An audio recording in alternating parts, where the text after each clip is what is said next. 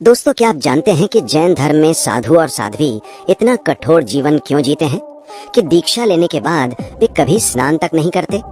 क्या आपने कभी सोचा है कि नहीं पहनते? और श्वेतांबर साधु साध्वी हमेशा सफेद वस्त्र ही क्यों धारण करते हैं?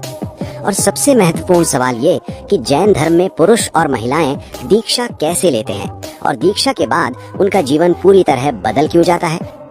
जैन धर्म आचार, विचार और आहार की शुद्धता पर जितना अधिक बल देता है, उतना बहुत कम धर्मों में देखने को मिलता है।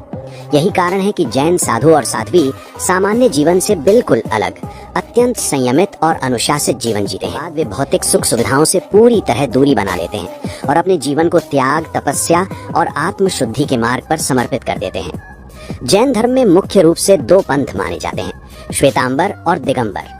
दोनों पंथों की मान्यताएं कुछ बातों में अलग हैं, लेकिन साधु और साध्वी का जीवन दोनों में ही अत्यंत कठोर होता है। श्वेतांबर साधु और साध्वी शरीर पर केवल बहुत पतले और शुद्ध सफेद वस्त्र धारण करते हैं, जबकि दिगंबर साधु किसी भी प्रकार का वस्त्र नहीं पहनते। उनके अनुसार पूर्ण त्याग का अर्थ है वस्त्रों का भी परित्याग, क्योंकि वस्त्र भी मोह और आसक्ति का कारण बन सकते हैं।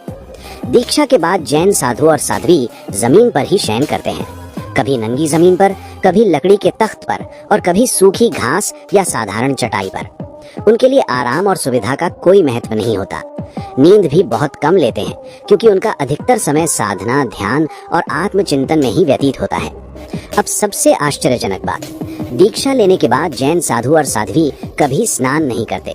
इसके पीछे गहरा धार्मिक और दार्शनिक कारण है। जैन धर्म में अहिंसा सर्वोच्च सिद्धांत है।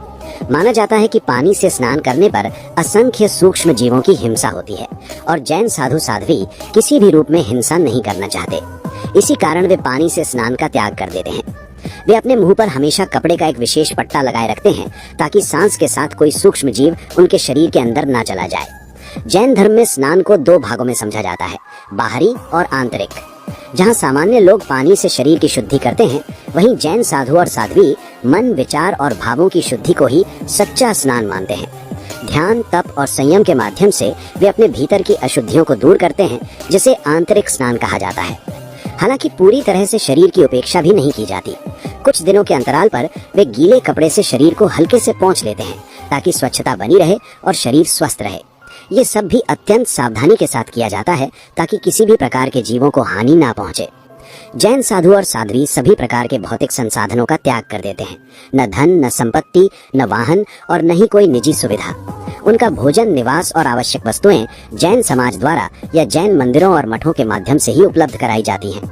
चाहे वे भारत में हो या विदेश में, उनका जीवन हर जगह एक सा ही कठोर और संयमित रहता है।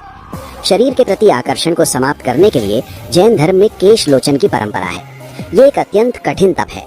दीक्षा लेने के बाद साधु और साध्वी वर्ष में 1 या 2 बार स्वयं अपने बाल उखाड़ते हैं। इसे त्याग और सहनशीलता का प्रतीक माना जाता है।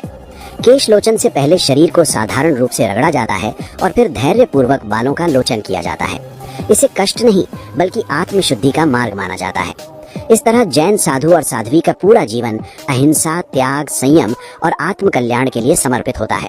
उनका उद्देश्य केवल स्वयं की मुक्ति नहीं, बल्कि पूरे संसार को ये संदेश देना होता है कि सच्चा सुख भौतिक चीजों में नहीं, बल्कि आत्मिक शुद्धता और संयम में छिपा है।